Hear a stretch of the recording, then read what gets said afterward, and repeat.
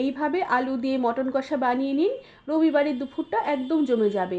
এর জন্য নুন, হলুদ আর সামান্য তেল দিয়ে মাখিয়ে রাখা মটনের মধ্যে আদা বাটা, রসুন বাটা, টমেটো বাটা, ধনের গুঁড়ো, কাশ্মীরি লঙ্কার গুঁড়ো, গোলমরিচের গুঁড়ো আর সামান্য টক দই দিয়ে মাংস বেশ ভালো করে মেখে কিছুক্ষণ রেখে দিলাম। এরপর সামান্য সরষের তেল গরম করে তেজপাতা আর থেতো করা এলাচ, দারচিনি ফোড়ন দিলাম, সাথে পেঁয়াজ কুচিও দিয়ে দিলাম।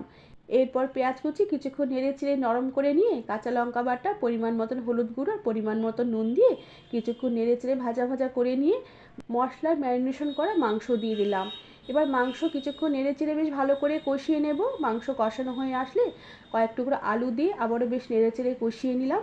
আর মাংস তাড়াতাড়ি রান্না করে নেবার জন্য প্রেসার কুকারে দিয়ে সাথে পরিমাণ মতো উষ্ণ গরম জল দিয়ে ঢাকনা লাগিয়ে 3টা সিটি দিয়ে নিলাম।